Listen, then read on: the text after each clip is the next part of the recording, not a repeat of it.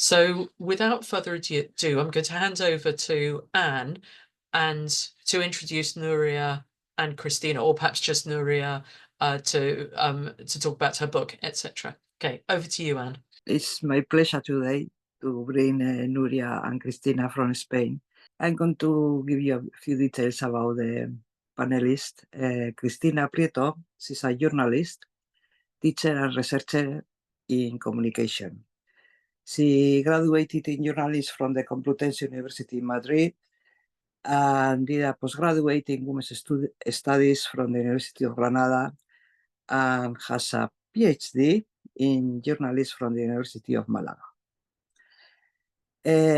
She's been editor for various media outlets and press officer for political and institutional communication offices. She's a researcher on issues related to transparency in open governments and co-author of the book Nietas de la Memoria, published in 2020, the granddaughters of memory. So this is about the women in the Civil War, no, Cristina? Yeah, that they were very free in Spain, and then suddenly they were buried alive, really, and has published a lot of academic articles on feminism and equality. Nuria, on the other hand, well, she's also a journalist, writer, lecturer, and trainer in non-sexist communication. She graduated in journalism also in the Complutense University of Madrid, and she has since collaborated in numerous media, including Diario 16, Público, El Español, República, and now Crónica Libre. She currently writes for Geoviolencia Sexual, El Común, and on her blog, La Voz de Todas, all the women voices. She has published several books, and the latest being, and she's going to talk about it a bit today, No contaban con las madres. They didn't count on the mothers, about moms that have lost their children to the cult. A guide of prevention of grooming and pederasty, guide to the grooming and pedophilia in 2023. Lolita contra el Lobo. This is a book she wrote with Laura Strago. So it's a bit of Lolita against the wolf, no? Comunicar en Igualdad, also 2019. Men for Equality, 2017. And in addition, she's a documentary filmmaker for the comic Amelia, the history of our fight from in 2021. Well, don't know where they get the time to do all these things. We have divided the little interview in 4 parts. So the first part is we are going to talk about the journalism, the danger, no, we find journalism in. Where has journalism been left in the face of the trans drift? For me, I have to say that journalists have been totally moved by the economic interests that pay the newsroom. It's so in that way, no? The media and those who work in them are so utilized and have betrayed that very principle to which anyone who calls himself or herself a journalist owes a duty to. Far from informing, the media, they are selling propaganda and those collaborating in the direct breakdown of democracy and the biggest medical scandal in the modern society. It's very serious that the messenger, how we call us, becomes the white-collar theft, which power steals us of freedom and equality. Journalism, instead of being a place of independence, has been Overton's window. It's now the corrector of the rights and freedoms of women, girls, and therefore of a better future for all. only a few women journalists are not willing to let the highest principle of information be bribed. We are the ones who are uncomfortable with the whole treacherous ecosystem of public opinion, and that is why we are banned, we are expelled or erased. The fourth state is the fourth compliance in the destruction of critical thinking. The mass media are the fundamental ally in spreading social contagion and gender manipulation. They are the media's angels. Some give hormones and amputate healthy part of the bodies and minds of minors, and others corrupt the real truth. The gender industry knows this and use it very effectively. In fact, the Soros family has, in addition to interest in pharmaceutical and biotech company, different media and content platform under its control. The truth is hidden at the same time as the whole of society is bombarded with the slogan of transhuman rights. This works because, as James Kipper said some years ago, the countries that have moved most quickly to promote trans rights and remove parental consent have been those where the group pushing for such change have managed to stop wider public awareness of the proposal. By contrast, in places like Britain, as you know, the more exposure this agenda has had, the less successful the trans lobby has been.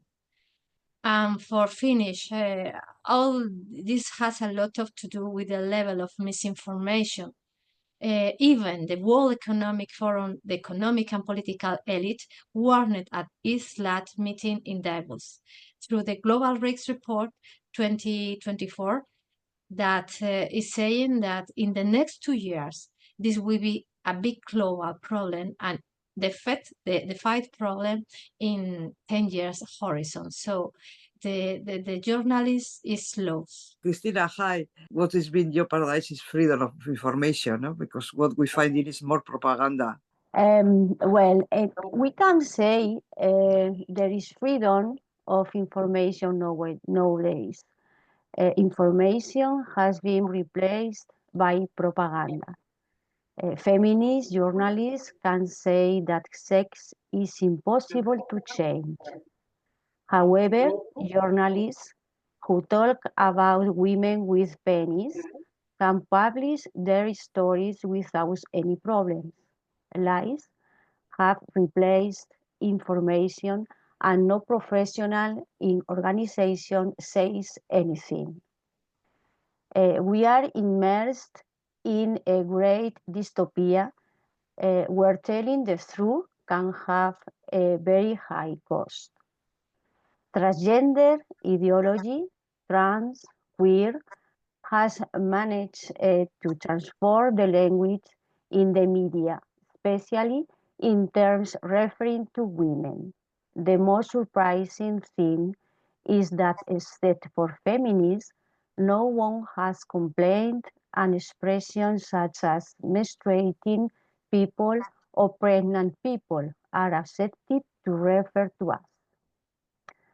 For about 5 years, the atmosphere has been unbreathable.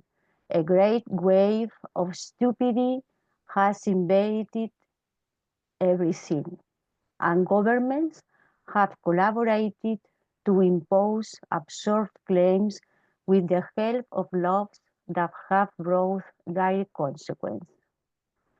Feelings have occupied reality, evicted from scientific evidence. All the work that feminists have done with laws as important as the law against gender violence is being lost leaving women unprotected against men's violence. Nuria, what's the most difficult thing to bear talking about this censorship and the fact that you don't have spaces to speak or publish? I mean, well, frustration, anger is my first, but you as a... For me, the hardest things to deal with is the lack of ethics. It is the betrayal that occurs not only to the profession, but also to those to whom we owe it to, which is society. This together with the fact that those who sell us lies then become champions of truth and ethical, progressive, and feminist journalists. They even receive awards that they smartly collected. And journalists, we have to do is to ask uncomfortable questions. It has to put its finger on what is untrue or unknown. It has to expose the deceivers of transgenderism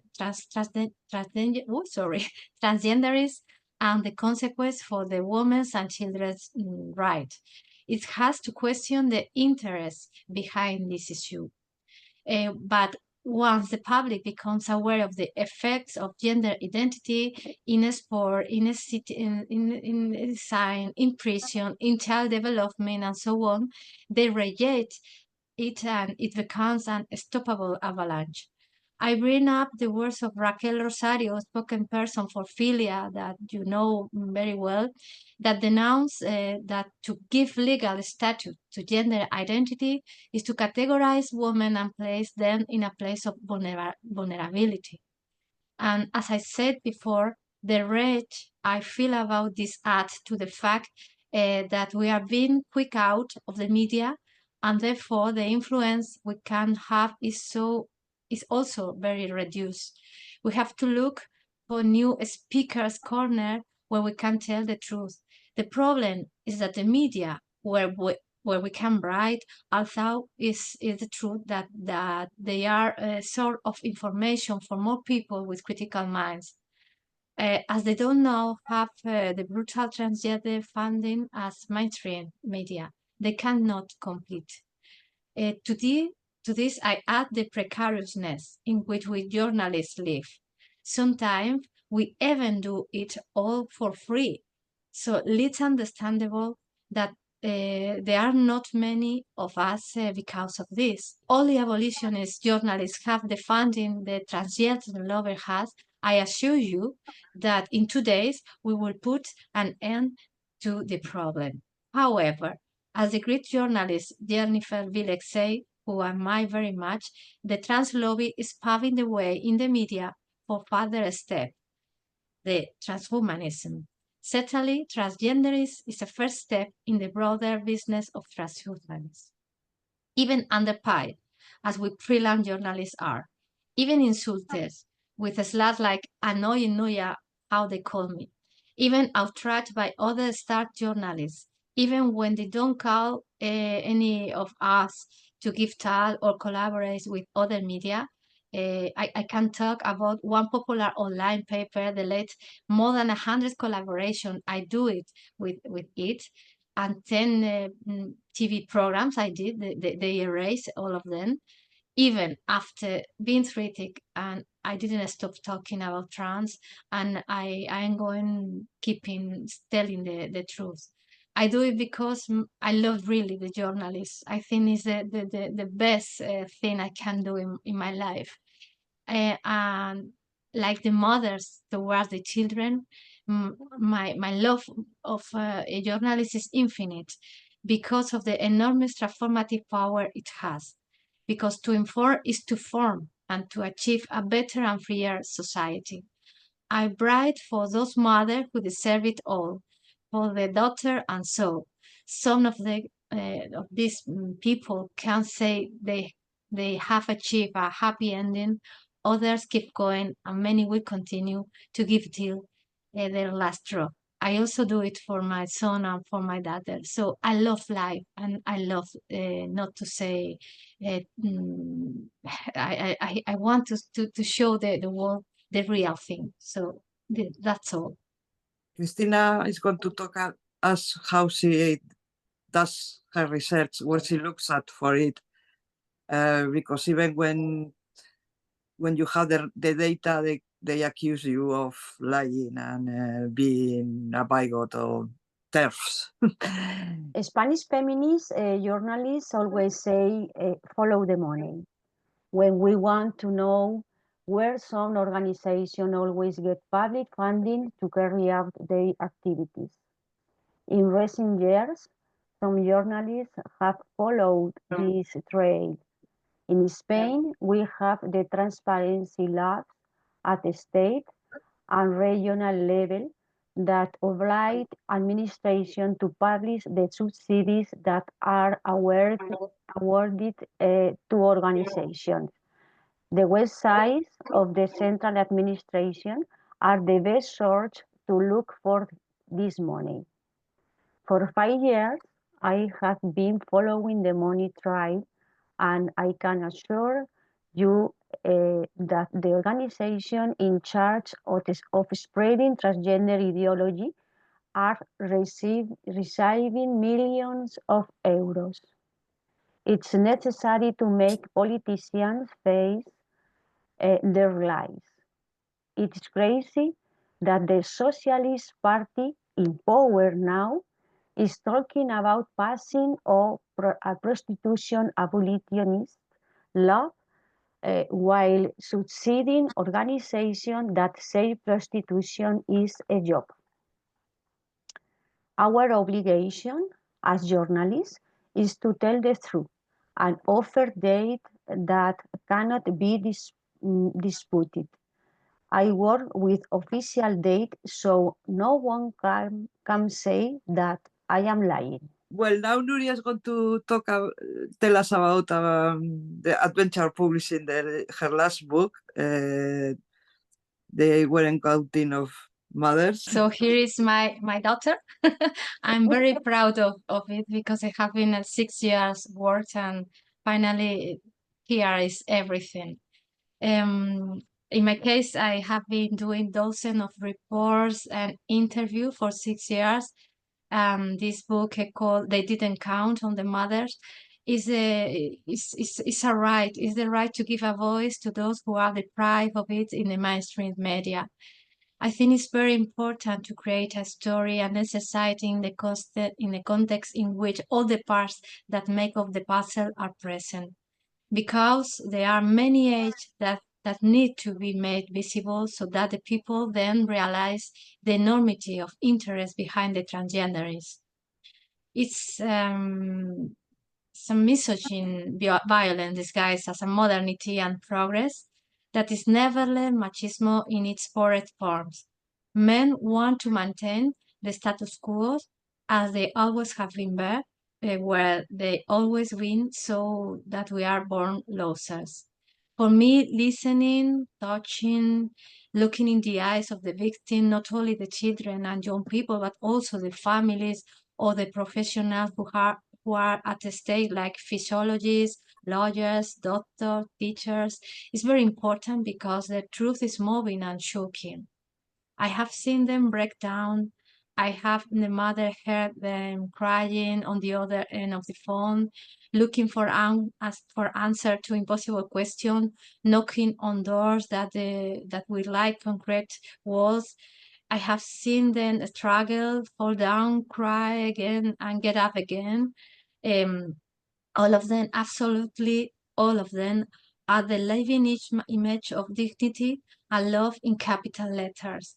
A dignity that very few journalists in this country have dared to give voice to, because the media were doing something else, manipulating, which is more profitable than looking for the truth.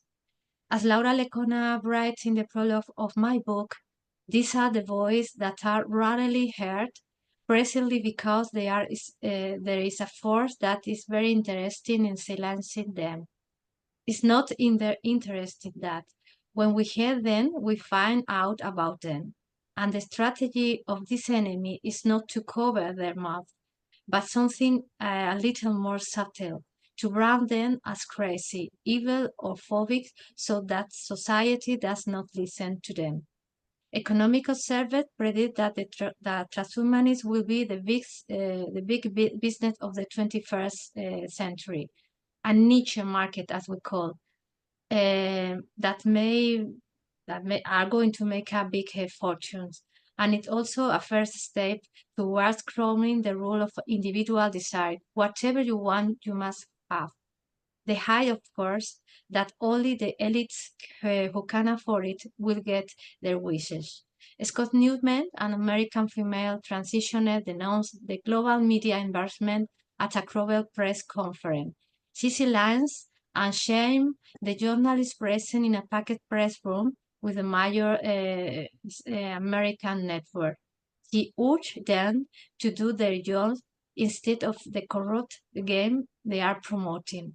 She called on them to do journalism and to tell the truth about the medicalization of minors and the phenomenon of rapid onset gender dysphoria.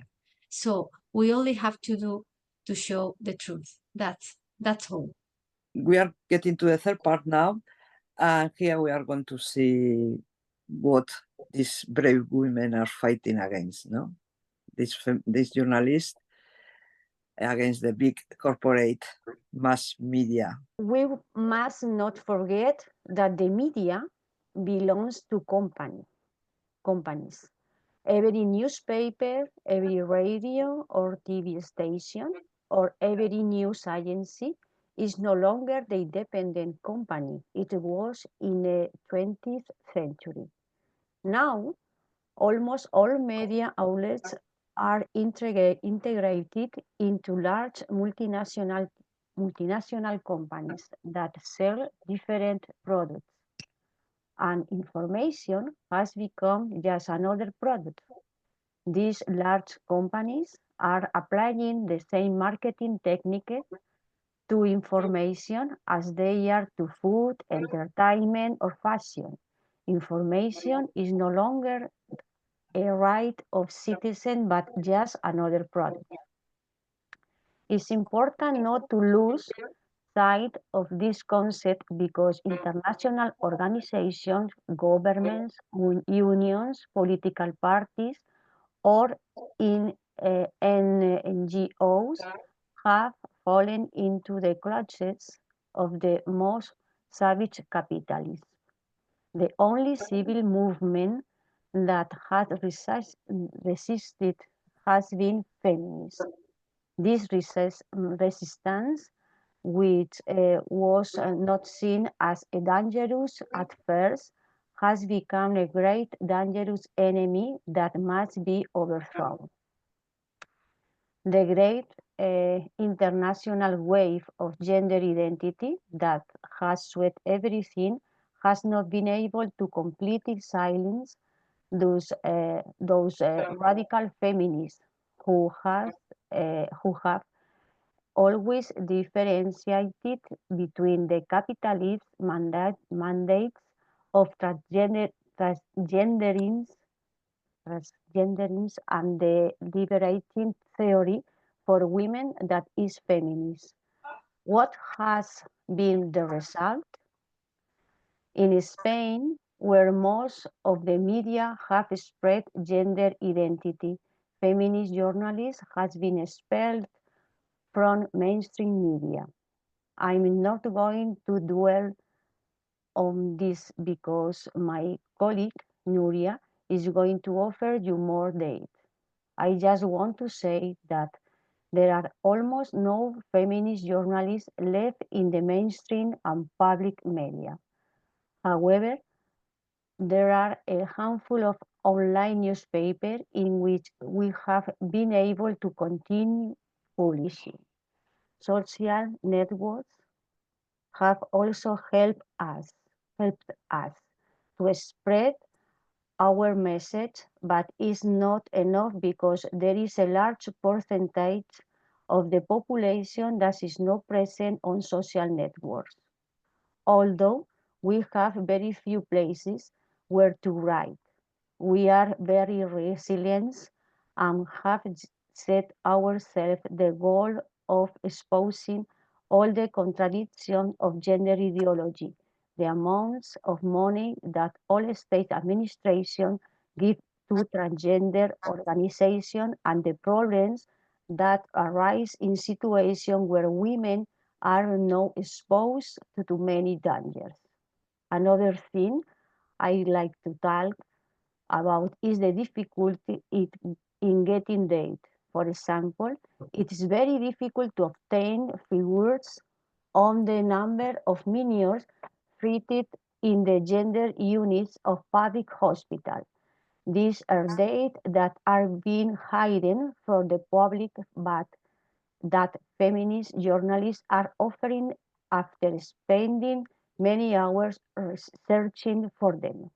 They are selling out, and in this media prostitution, as I call them, we find advertisements from the cosmetic surgery industry, such, for example, one in the periodico, that the titular will change the reality of double breast amputation to thoracic masculinization. The happiness of a patient is priceless.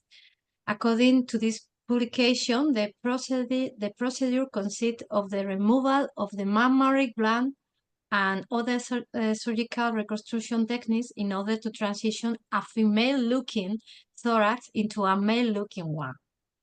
So much fighting for women to stop being tortured with breast ironing that now double breast removal is being promoted and growing according to the market statistic. The number of teenage girls who have done this torture has risen by all over 400% in the last 3 years. And the media is selling that as it will be a very good thing, no? For me, the media is making our jive, and they are looking and selling double mastectomy are not reversible. And that, for example, there is no way to breastfeed a baby afterward. Maybe in 10 years you change your mind and you want to be a mother, and you cannot have your baby here and breastfeed. So it's so hard. And also, this media landscape is described by two mothers of daughter with early gender dysphoria as a bad news story, as I say in my book. One is called Maria Tomas, and they say she said that the media are centrally very responsible for the whitewashing and even romanticization of children's social and medical transition. By presenting the story of trans children as a part of a discourse of tolerance, respect, and the right to diversity, they become an instrument of the queer movement and its aim to disseminate its unscientific and pseudo-religious ideology to the rich. And in the other part, another mother called Silvia Isidro stresses that unfortunately we live in times where truth is not what matters, not even objective. The right-wing media only defend us in order to use us as a weapon against the political opponents. There are very few journalists who dare to open a serious debate on the pernicious effect of the ideology of gender self-identification. There is too much fear in other sectors as well. And this fear is a proof that the lobby is the one who controls public opinion. In the face of this fear and media propaganda, the enormous work of a handful of courageous journalists is to be welcome. This list is unfortunately very short, as I told you before, but the professionalism is not. They are, of course, my colleague Cristina Prieto for me is the first one because she's seeking this date. Also, Barbie Japuta, Valle Alonso, Juana Gallego, that she is with us. Hello, Juana. Vicky Bendito, Marta Pastor, Graciela Atencio, Concha Minguela, or Carmen Domingo, Ana de Blas, Patricia Lopez, and Tita Barona.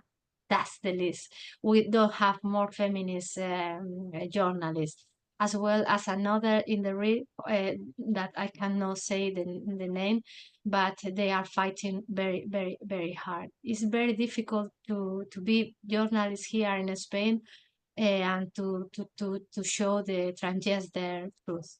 Do you think something has been sown, that we can reap some fruits of all your work this last year? How do you see the future?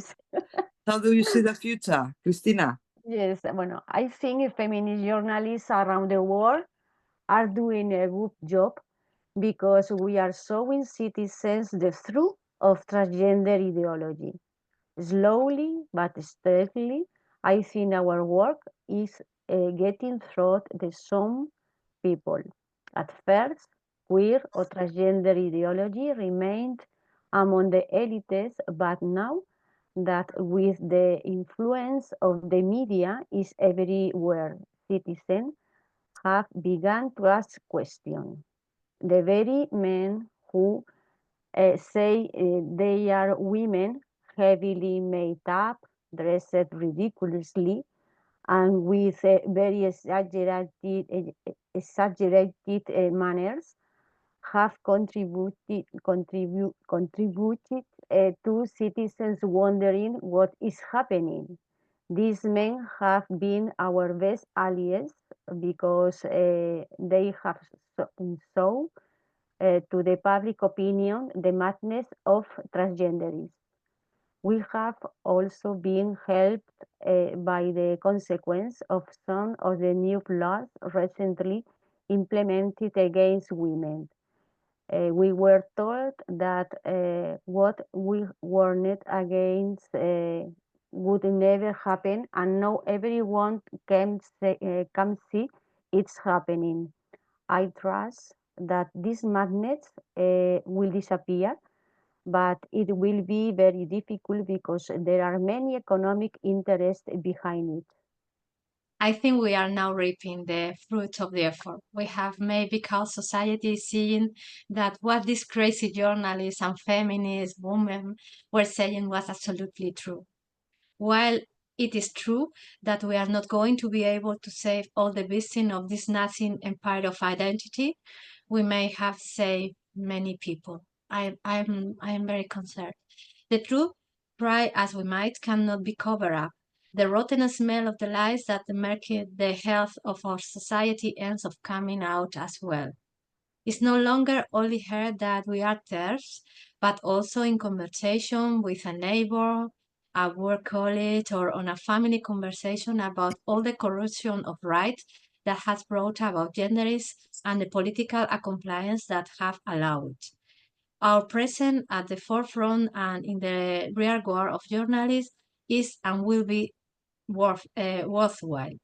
As the writer Victoria Sendon, a Spanish writer, said, to be Rosa Parks is not get up from the place that belongs to us, and that we will not give away to anyone for the sake of supposed human values. There are no such values when the human itself is called into question. And I also asked that the poet Adrienne Rich said, in a world where language and the naming of things are power, silence is oppression and violence. The truth that is shown and showed is the unstoppable force that, like a crack in the walls, enacts break down walls and tearing down lies.